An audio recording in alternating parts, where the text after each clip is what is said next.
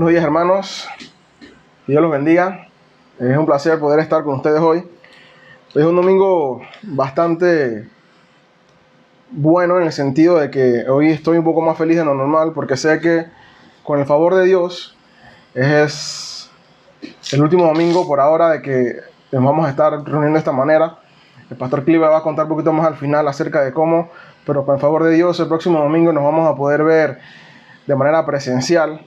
Así que eso es para mí una gran noticia. Y sigan orando por eso, porque local fijo aún no tenemos, pero por lo menos de seguro con el favor de Dios podremos reunirnos el próximo domingo. Así que sigan orando por eso, hermanos. Y bueno, pueden gozarse igual de esa noticia, que ahora el pastor Clive les dará más detalles. Estamos muy felices también de poder estar con ustedes hoy, saber que están bien y que Dios sigue actuando en cada uno de ustedes. Vamos a orar antes de iniciar la prédica. Amado Dios, gracias por la oportunidad que nos das de estar vivos, de estar con salud, de tener tu palabra. Padre, gracias porque tú has decidido que nosotros vivamos en este tiempo donde podemos contar con tu palabra escrita, completa. Sin duda alguna, Padre, en el pasado ellos también, los que vivieron, gozaron de ver tu presencia y de escucharte, pero nosotros podemos escucharte todos los días, a cada hora, Padre. Tenemos tu palabra que está siempre con nosotros, por tu misericordia y por tu bondad. Y te ruego que ahora que vamos a exponerla, Padre, que seas tú quien hables, que sea solamente mi voz, pero sea tu palabra la que se escuche. Padre, te ruego que esta palabra haga la obra transformadora en todos, desde mí hasta todos los que estamos escuchando, y que cada día, Señor, a medida de la exposición de tu palabra, podamos conocerte más y de esa misma manera poder agradarte más. Gracias por este tiempo y por todos los que estamos aquí, y rogamos, Señor, de que tu Espíritu Santo hará la obra en cada uno de nosotros. Amén. Ok, hermanos, hoy vamos a ver Jueces 10. Y bueno, vamos a ver de hecho un poquito más hasta el capítulo 11, el versículo 11. Y en este espacio de narración se van a mencionar a 3 jueces, a 2 de manera muy breve y luego a uno que toma una relevancia un poquito mayor, que se le llamaría juez mayor por el hecho de que abarca más versículos, que es Jefté. Entonces, leamos el pasaje Jueces 10, todo el capítulo hasta el capítulo 11, versículo 11. Me siguen en la lectura. Después de la muerte de Abimelech para salvar a Israel, se levantó Tola, hijo de Púa, hijo de Dodo, varón de Isaacar, y habitó en Samir, en la región montañosa de Efraín. Y Tola juzgó a Israel 23 años, y murió y fue sepultado en Samir. Y tras él se levantó Jair el Galaadita, y juzgó a Israel 22 años.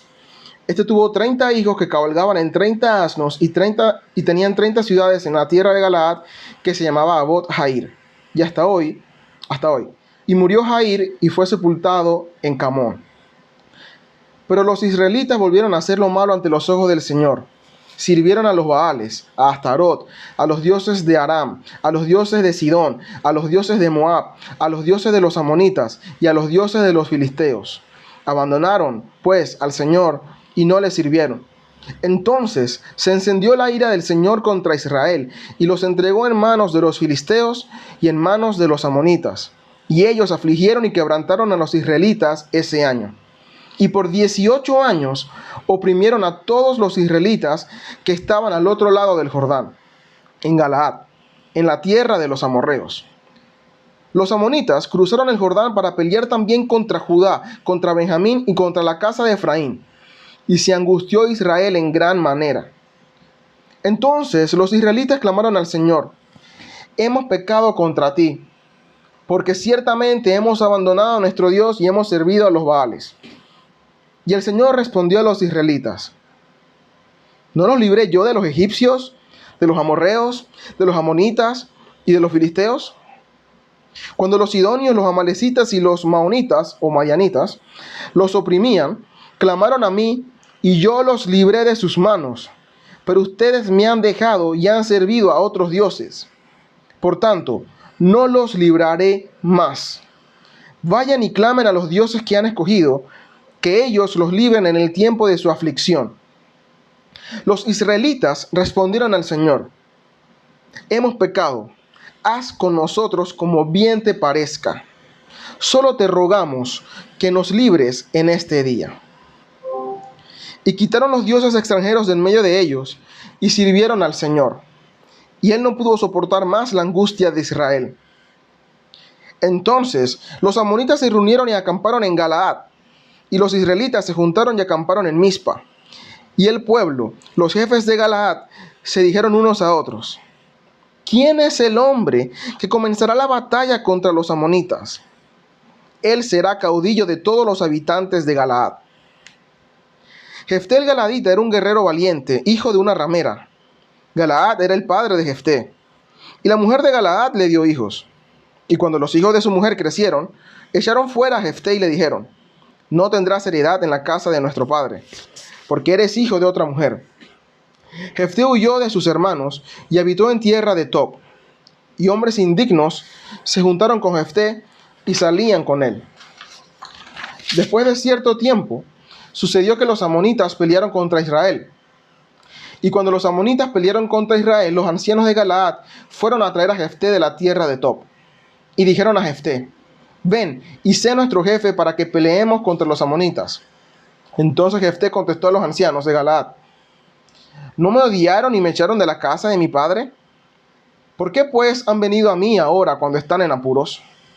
Y los ancianos de Galaad dijeron a Jefté: por esta causa hemos vuelto a ti, para que vengas con nosotros y pelees contra los amonitas y seas jefe sobre todos los habitantes de Galaad.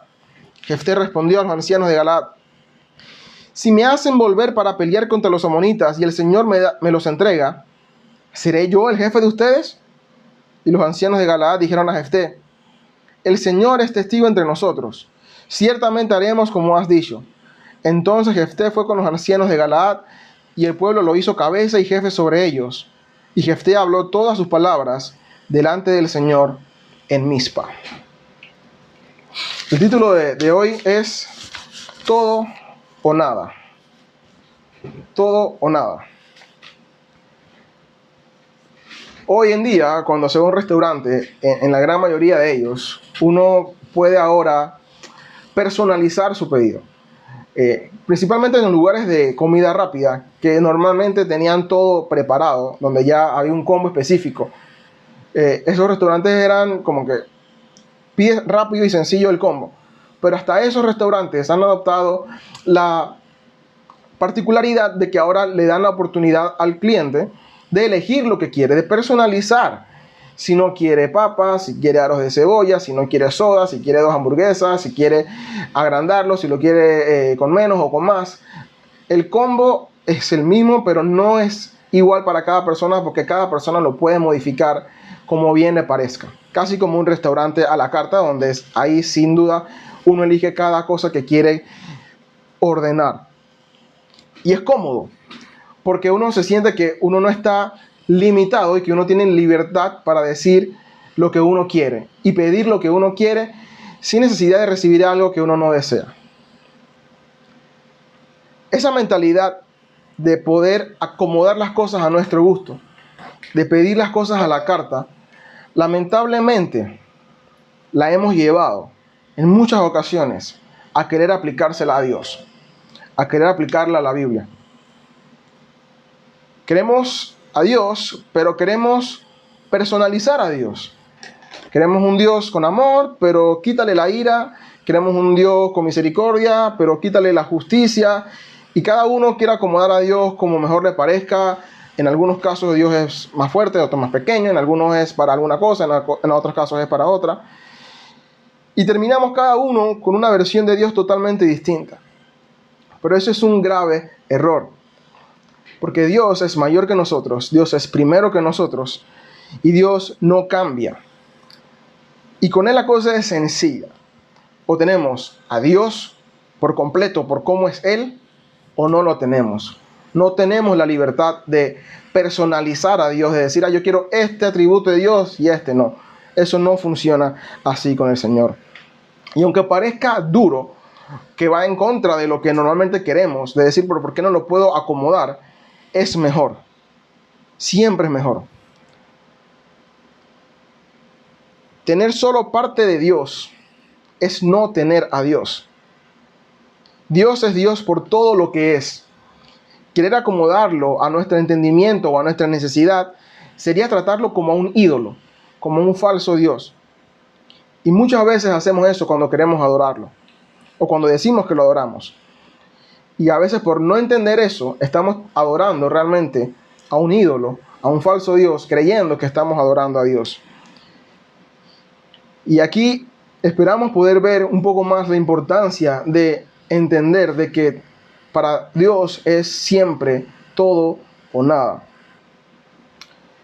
En el relato vemos cómo en los primeros 5 versículos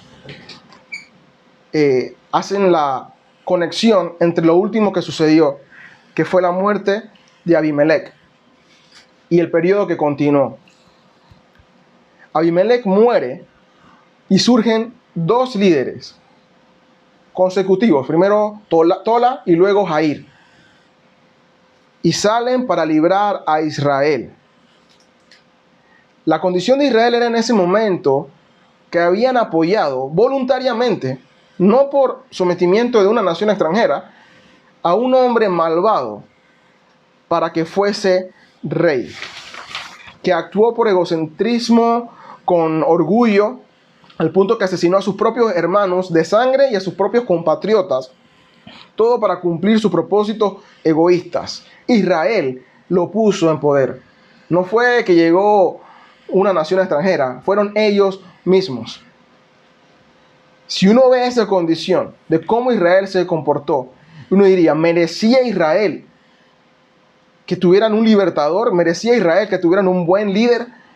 ¿Era correcto, era bueno o necesario que lo hicieran?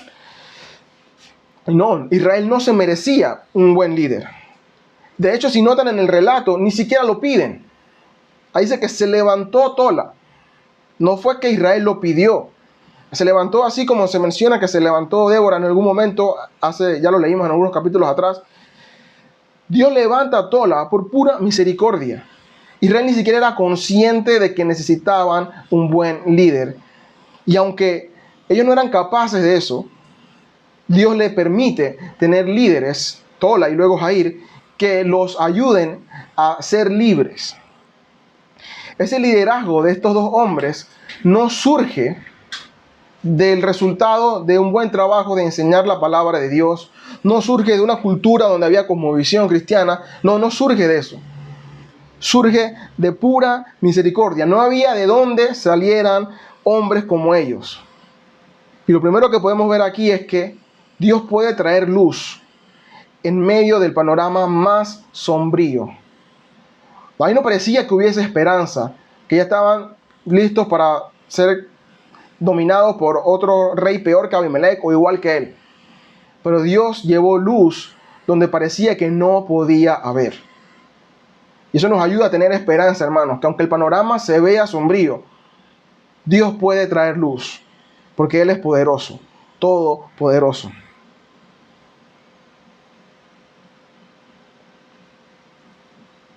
Pero durante ese tiempo que ellos están siendo liderados por Tola y por Jair, ellos gozan de una paz, en sentido de una ausencia de problemas, y ellos, en vez de aprovechar ese tiempo de misericordia y de prepararse para que continuase la palabra de Dios reinando y hombres como ellos liderándolo, no lo hicieron.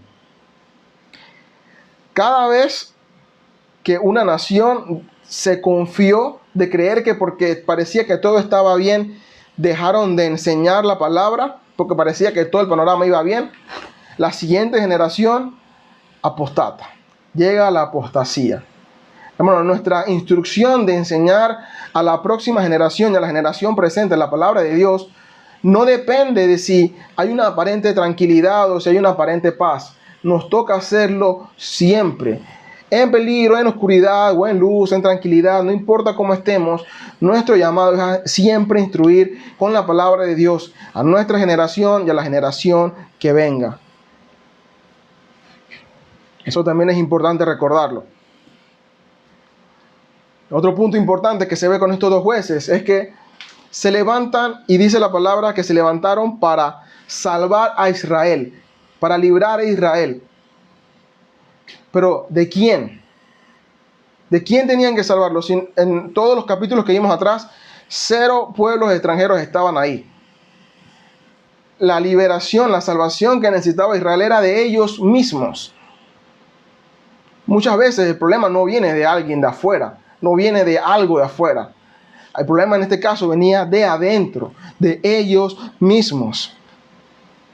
Nosotros necesitamos ser librados, salvados de nosotros mismos, de nuestro corazón engañoso, orgulloso, que nos lleva a pensar de la manera como Abimelech pensaba, buscando solamente nuestro propio beneficio. Tenemos que ser libres de eso. Y un líder orgulloso, egocéntrico, lo único que hará va a ser potenciar eso que está en el corazón de nosotros. Ellos necesitaban un líder humilde que los llevara a Cristo, que los llevara a darse cuenta de que su actitud era errónea y de que lo que necesitaban para poder ser libres realmente era Jesús y nadie más. Y a pesar de que tuvieron la bondad de parte de Dios de recibir estos dos líderes, por 45 años estuvieron Tola y Jair en total, 23 y 22 años respectivamente.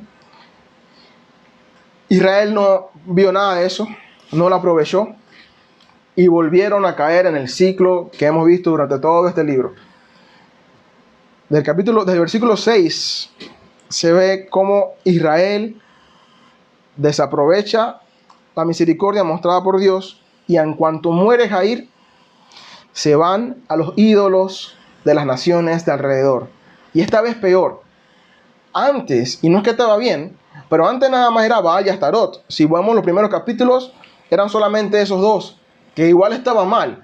Pero ahora dice aquí que están adorando a Baal, a Astarot, y mencionan a los dioses y a las naciones que estaban alrededor. En total son 7 naciones, y no necesariamente son 7 ídolos. Igual 7 es bastante, pero muchas de esas naciones tenían más que uno. Y aquí simplemente dice a los ídolos de los filisteos, de los amonitas, de los moabitas. O sea que era un politeísmo exacerbado en el cual Israel había caído. Y al igual que en las otras ocasiones, Israel peca y vuelve a ser entregado a los pueblos de esos ídolos. Y en este caso Dios los entrega a los filisteos y a los amonitas debido a su pecado. La idolatría de Israel siempre los lleva a ser presa de la nación al cual adoran su ídolo. Adoran a los ídolos de los moabitas y los moabitas los dominan y así sucesivamente. La idolatría siempre lleva a la esclavitud. La idolatría siempre lleva a la esclavitud. Siempre. Siempre que una persona se entregue a la idolatría, será presa de aquel ídolo. Y es inevitable que en una condición de esclavitud no haya sufrimiento. Porque en esclavitud va a haber sufrimiento. No hay esclavitud sin sufrimiento en este mundo. Y el sufrimiento de Israel no fue pequeño, fue grande. Ellos llegaron a estar sometidos en otras ocasiones por más que 18 años. Pero muy pocas veces se dice la condición de cómo estaba Israel como lo describen en este capítulo. En el versículo 8 dice, estaban oprimidos y quebrantados. Y en el versículo 9 dice, la opresión fue general. Estaban tanto Israel era el país que estaba hacia lo largo y cerca del lado oeste había un río Jordán. Y había algunas tribus que estaban de ese lado. De ese lado estaban el resto de las naciones paganas, los amonitas, los moabitas, los de Edom, más al sur. Y dicen que, y del otro lado estaban el resto de las tribus, Judá, Benjamín y todos los demás del lado de acá. La opresión fue a todo el país. Cruzaron el Jordán y dominaron tanto a los del este como a los del oeste. Y el versículo 9 dice, estaban angustiados o afligidos en gran manera. O sea, no la estaban pasando bien, los israelitas estaban sufriendo. Y es ahí cuando entonces, después de 18 años, claman a Dios en el versículo 10 y dicen, hemos pecado contra ti porque ciertamente hemos abandonado a nuestro Dios y hemos servido a los Baales. Dicen, pecamos contra ti porque te abandonamos y servimos a los Baales. Eso es todo lo que dicen los israelitas ahí. Pero Dios les responde a lo que ellos están tratando de decir, que quieren ayuda. En pocas palabras, no los voy a salvar. Y la razón es simple. Ya los salvé en numerosas ocasiones y le menciona de hecho el curioso contraste de 7 naciones y ahora están hablando a otras 7 naciones. Es decir, todo esto lo hice y ustedes igual me abandonaron y se fueron tras los falsos dioses. Así como me pides esto, ¿crees que yo soy tal vez como un ídolo igual que ellos? Pídeselo a ellos y deja que ellos sean los que te salven. Dios le está diciendo que el reconocer su pecado no era suficiente. Ellos reconocen y dicen, hemos pecado contra ti, te abandonamos y servimos a los Baales. Pero eso no es todo lo que necesitamos. Ellos pensaban que podían simplemente aplacar la ira de Dios de la manera como posiblemente pensaban que aplacaban la ira de los falsos dioses, reconociendo y haciendo algún tipo de gesto para ganar el favor de ellos. Y que ellos en algún momento, engañados, creyeron que lo hicieron con los otros dioses, pensaban que iban a hacer lo mismo con Dios. Y Dios le dice, no es suficiente.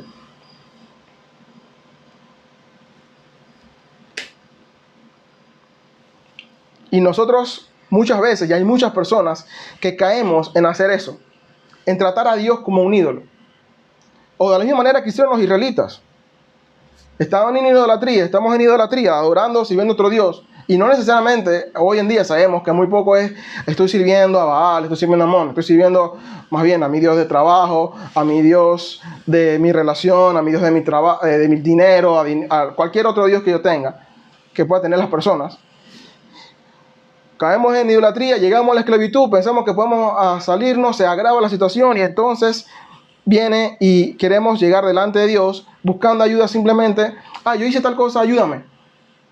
Y ya, como muchas personas hacen, y seguramente ustedes han conocido, seguramente lo hemos hecho también algunos de nosotros en algún momento, cuando alguien está en un problema y dice, hey, ora por mí, por favor. No voy a la iglesia, no me interesa estudiar, pero ora por mí. Y de repente alguien sí va a la iglesia, pero nomás va por un tiempo determinado hasta que consigue el trabajo, hasta que se soluciona su problema, hasta que sus hijos se sanan, lo que sea.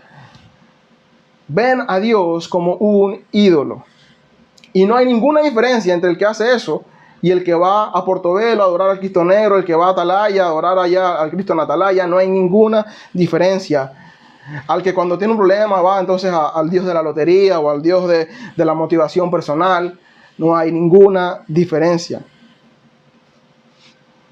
Y hermanos, esto es difícil porque la idolatría lleva a la esclavitud, pero la esclavitud lleva a la idolatría también. Y entonces estamos en una situación horrible. La esclavitud lleva a la idolatría porque es una espiral que se repite. Porque al estar preso de algún ídolo, si algo no sale bien, normalmente la persona llega a creer que lo que necesita es adorarlo mejor o diferente. Pablo lo explica en Romanos 1, por ejemplo. Negaron a Dios, adoraron, en este caso, menciona el caso del pecado sexual, y lo que caen es entonces en la esclavitud del pecado sexual que se fue cada vez más agravando. Ya no era simplemente tener otra pareja, ya después inclusive cayeron en la homosexualidad y cualquier otra clase de perversiones. La esclavitud lleva a la idolatría y la idolatría lleva a la esclavitud y se quedan en ese círculo vicioso. Romanos 1 lo describe muy bien.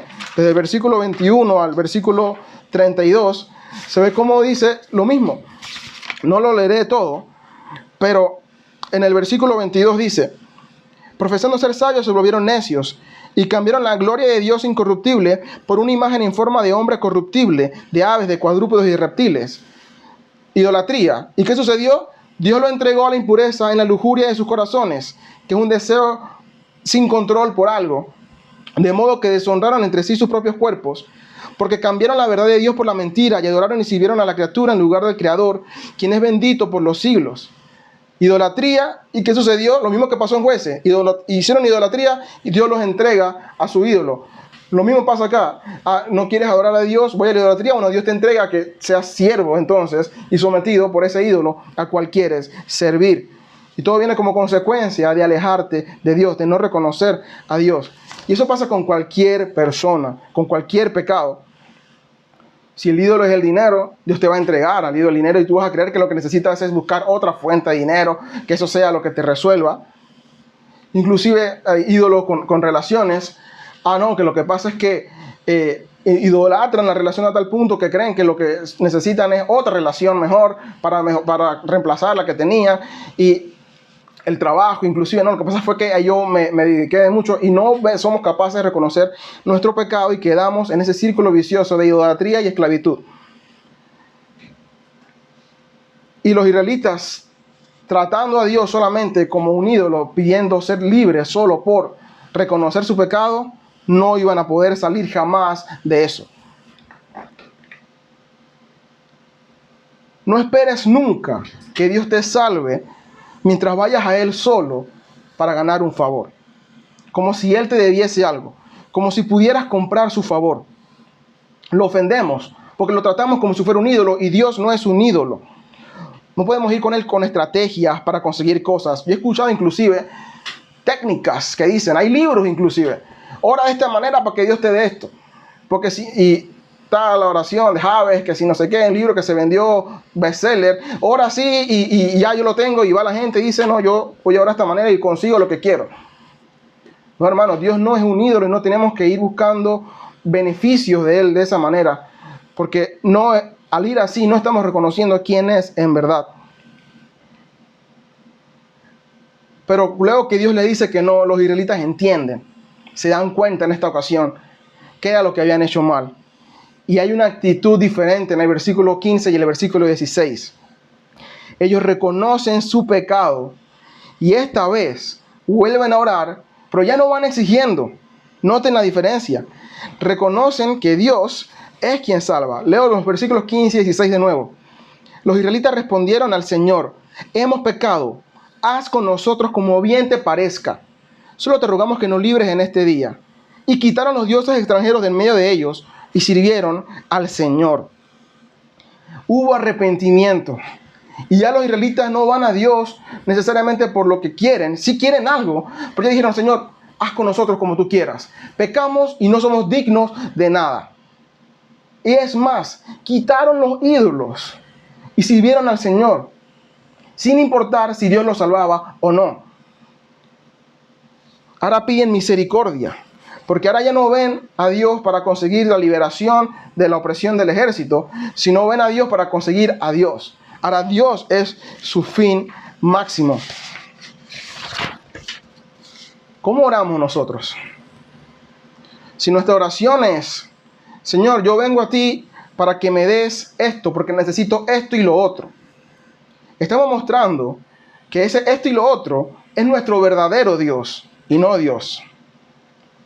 Pero si oras diciendo, Señor, yo vengo a ti reconociendo que he pecado, que he fallado, estoy arrepentido, yo te quiero a ti. Sí quisiera esto y lo otro, pero no me importa si no lo das, porque contigo es suficiente. Entonces, ahí estamos viendo a Dios como el fin supremo. Ahí sí reconocemos a Dios como quien es. Y los israelitas lo vieron. Ellos ya no iban demandando o pensando que podían comprar su favor. Simplemente expresaron su necesidad, como nosotros bien podemos hacer. Pero aunque Dios no hubiese hecho eso, seguían adorando a Dios. Como dijeron Sadrach, Mesach y Abednego, el Señor nos puede librar de este fuego y lo hará. Pero si no lo hace, no importa. Seguimos con Él. Y la pregunta sería, ¿te quedarías con Dios aunque no te dé lo que quieres? Dios sigue siendo tu Dios aunque eso que tú crees que necesitas no lo recibas. Y ahí va a haber la diferencia y ver qué es eso que realmente anhelamos. Y Dios debe ser todo lo que anheles. Todo. Porque Dios es todo lo que necesitas. Y Él es el único que realmente nos puede satisfacer. Más nada. No importa si no te libra de la situación en la que estás y quieres salir. Dios es suficiente. Pablo le rogó a Dios que le quitara la espina en la carne que tenía. Pablo creía que si le quitaba esa espina, él iba a estar mejor. Y humanamente hablando uno diría, sí, tiene sentido. No sabemos si eso era una enfermedad, era un pecado o era otra cosa. No sé. Yo tengo una opinión de lo que yo creo que era, pero igual no importa.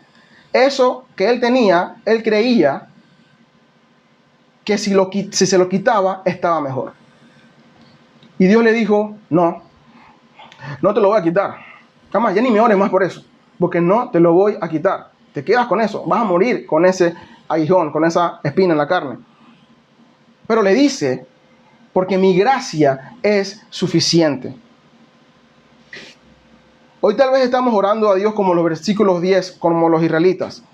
Señor, yo te quiero, pero dame un hijo, dame un trabajo, dame una esposa, dame un esposo, dame un aumento, dame un carro, dame una casa, dame la sanidad de una enfermedad para mí o para un familiar, etcétera, etcétera, etcétera.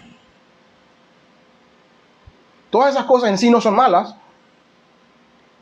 pero muchas veces esas cosas toman el lugar de Dios y nos hacen creer que si no tenemos eso, no podemos estar completos. Y eso es mentira, porque la gracia de Dios es suficiente, aun si no tengo nada de eso. Y cuando vemos eso como el fin máximo, vamos a ver a Dios siempre como el medio para conseguir la plenitud, y olvidamos de que la plenitud solo se consigue en Dios y no con esas cosas.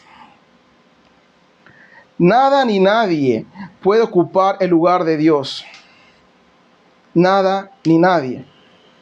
Y nosotros necesitamos creer y entender de que Dios es suficiente. Para los israelitas, la liberación de los amonitas era lo bueno que necesitaban. Era lo que para ellos le hacía falta. Pero entendían de que aun si no lo hacía, con Dios iban a estar bien. Debemos recordar que Dios es 1.000.000 de veces mejor. Yo le pido a Dios que todos podamos verlo de esa manera.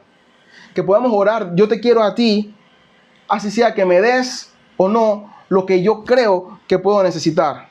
Pero tu gracia es suficiente. Y aun si no me das eso que yo creo que necesito, en ti yo puedo estar completo. Necesitamos arrepentirnos de nuestra idolatría y vayamos a Dios con corazón sincero buscándolo a Él y no lo que Él nos pueda dar. Desde el versículo 17 hasta el versículo 11 del capítulo 11, se ve entonces parte de la respuesta que Dios le da, aunque todavía no se manifiesta explícitamente. En el versículo 16 nos dice que Dios no pudo soportar más la angustia de Israel. Por eso lo sabemos nosotros, no los israelitas.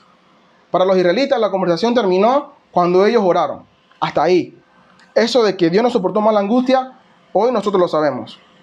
Para los israelitas fue, oramos, Señor, haz como tú quieras. Y en ese lapso de tiempo, llega el enemigo, los amonitas, y se preparan para atacar a Israel. Y los israelitas, ya arrepentidos genuinamente, están diciendo, vamos a la guerra y que pase lo que tenga que pasar. Esperando la entrada del personaje que Dios ha escogido para salvar a Israel. Y recordemos, hermanos, en esta parte del final del capítulo 10, si vamos en arrepentimiento genuino, Dios no nos va a rechazar.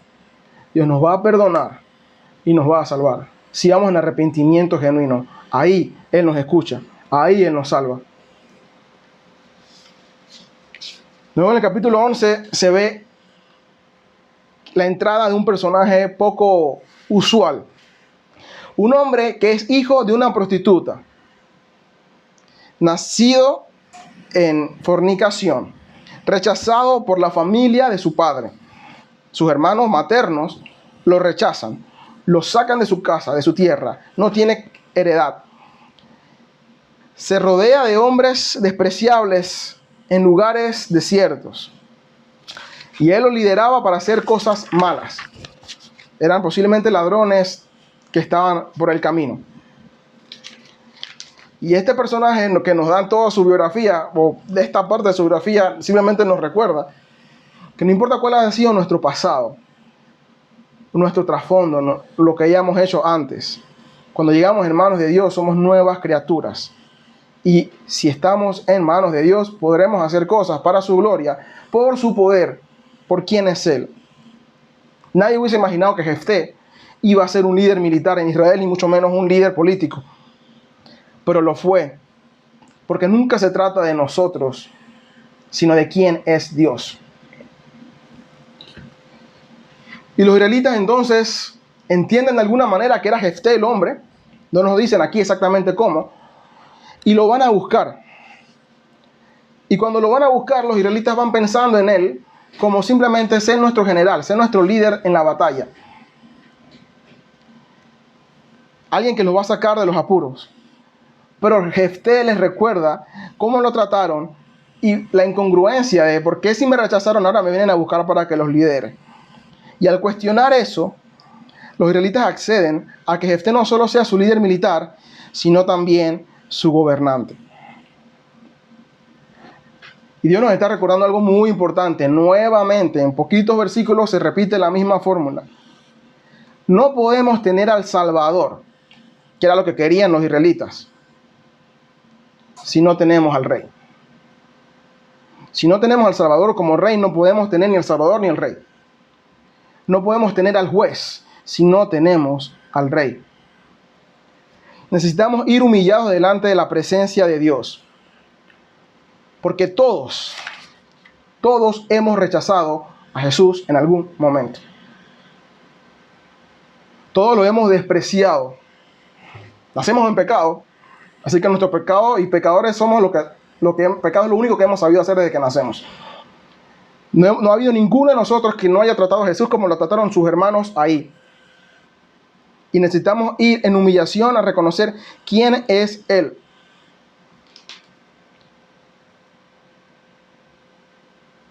Cristo, a pesar de haber sido rechazado, dice cuando vino, los suyos vino y los suyos no lo recibieron, también fue exiliado. Con la diferencia de que cuando Jefté fue exiliado, hizo lo malo. Cristo fue exiliado, estuvo en el desierto y jamás falló. De hecho, triunfó en el desierto, triunfó en medio de la adversidad. Rechazado, humillado, exiliado, pero sin pecado. Todos lo hemos tratado a él de la misma manera que trataron los hermanos y los israelitas a Jefté. Pero no podemos pretender venir ahora donde Jesús, como iban los israelitas con Jefté. Sálvame de este problema, por favor. Sácame de esta. O dame esto que quiero. Mira que necesito esto y lo otro. Si quieres voy a la iglesia 2 domingos. Si quieres voy un mes hasta que me lo des. O si quieres comienzo a pararme y oro y leo un poquito para... No. O lo tenemos como rey y salvador o no lo tenemos como nada. Es todo o nada. No se puede tener la salvación de Dios si no lo tengo como rey. Necesitamos reconocer nuestro pecado.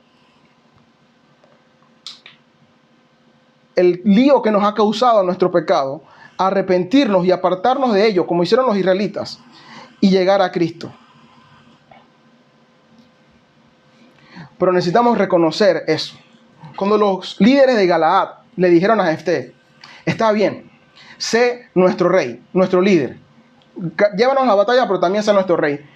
Ellos estaban diciendo, ellos estaban renunciando a su autonomía. Es decir, sálvanos, pero al mismo tiempo están diciendo, ¿sabes qué? Ya no vamos a hacer lo que nosotros queramos. Sé tú quien nos diga qué vamos a hacer. Ahora tú eres nuestro líder. Y esa es la parte que no nos gusta. Esa es la parte difícil, que le tenemos que reconocer también. Que para ser salvos necesitamos perder nuestra autonomía, que realmente no tenemos, pero que creemos que tenemos. Donde creemos que podemos hacer lo que nos dé la gana. Donde yo puedo actuar en base a lo que a mí me parece correcto y no lo que dice la Biblia.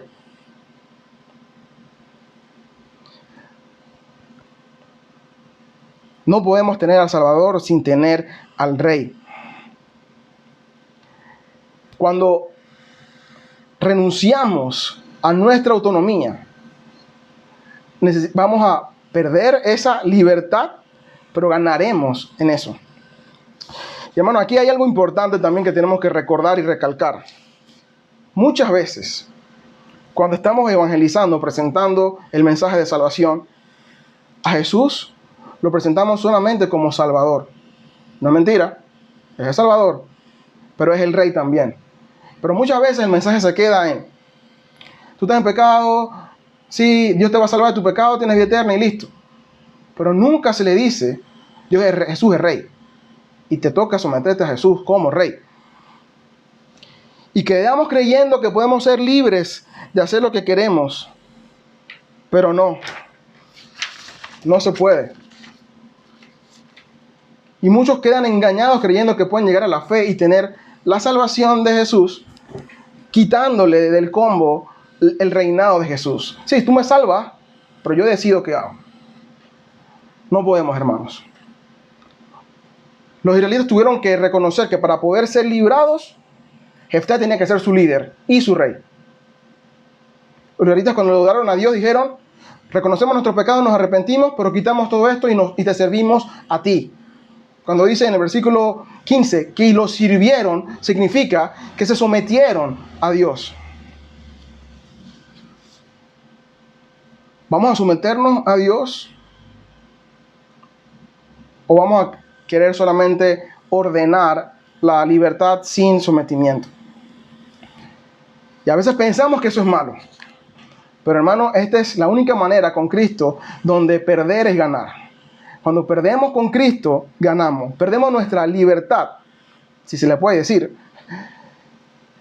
Pero ganamos, porque nosotros no sabemos nada. Nuestro corazón es engañoso. Y es mejor que yo no decida y que decida Dios. Porque si yo, sin Él, soy necio, tonto, testarudo, engañoso, me es mucho mejor ignorarme a mí y hacerle caso al que es sabio, todopoderoso, amoroso, bondadoso. Tiene mucho más sentido servir a ese que servirme a mí mismo. Necesitamos renunciar a nosotros, morir a nosotros cada día y servirlo a Él como Rey. Porque solo así, solo con el reinado de Cristo, podremos ser libres de la esclavitud y de la idolatría. Ese círculo vicioso de Romanos 1, ese círculo vicioso de los israelitas, solo podría romperse al momento de reconocer a Dios como Rey y Salvador. Sin eso, no podemos. Sin eso no podremos ser libres jamás. 1 Pedro 5, 6 al 7. Humíllense pues bajo la poderosa mano de Dios para que Él los exalte a su debido tiempo, echando toda su ansiedad sobre Él, porque Él tiene cuidado de ustedes. Necesitamos humillarnos delante de Dios, reconocerlo como lo que Él es. Solo así podremos ser libres. Solo así podremos tener salvación de verdad. Recuerde, Jesús es nuestro juez y rey. Pues necesitamos todo o nada con Él. Oremos. Amado Dios, gracias por la oportunidad que nos das de escuchar tu palabra. Gracias por la oportunidad de entender un poco más de nuestro comportamiento como seres humanos. Porque vemos a los israelitas y pensamos como que testarudos eran ellos, que necios, que tontos. Pero ese mismo corazón que tenían ellos lo tenemos nosotros. Porque es la misma naturaleza, Padre. Y te pido que nos perdones por nuestra testarudez y por nuestra terquedad, por nuestra idolatría, a la cual nos aferramos más mientras más lo adoramos a ellos y menos te adoramos a ti. Yo te ruego que nos des libertad, que nos libres de cualquier esclavitud, de cualquier idolatría a la que podamos estar sometidos. Y a veces estas idolatrías no son tan explícitas como fácil de ver, pero muéstranos aún esos pecados que no son ocultos a nosotros, como decía David. Y ayúdanos a poder entender que te necesitamos por completo. Padre, perdona si te hemos tratado como un ídolo, pidiéndote que nos des algo, como si fuera el fin máximo. Señor, ayúdanos a entender que aun si perdemos todo, familia, amigos, propiedades, si perdemos todo contigo, tenemos todo realmente. Somos completos en ti. Perdiendo todo en ti, realmente ganamos todo. Ayúdanos a perder el apego que le tenemos a las cosas del mundo, a las cosas que aunque ni siquiera algunas veces parecen pecaminosas, realmente no necesitamos. Ayúdanos a entender y disfrutarte a ti por completo. Y al disfrutarte a ti, a poder aceptar cualquier bendición que nos des, pero sabiendo que esas bendiciones son suplementos y no complementos. Porque ya estamos completos en ti. De manera que si perdemos esa bendición extra, nunca vamos a dejar de estar completos porque estamos llenos en ti. El vaso ya está lleno contigo y todo lo que tú estás va arriba de ese vaso. De manera que si se pierde algo, el vaso sigue estando lleno. Pero ayúdanos a entender eso y a disfrutarlo y a verlo de esa manera. Porque de otra manera no vamos a poder estar tranquilos y gozosos. Tu gracia es suficiente. Gracias, Señor, por esa gracia que nos cuida, que nos protege y que nos enseña tanto. Ayúdanos a poder meditar en este pasaje el resto de la semana, el resto del día, y a poder acercarnos cada vez más a ti. Amén.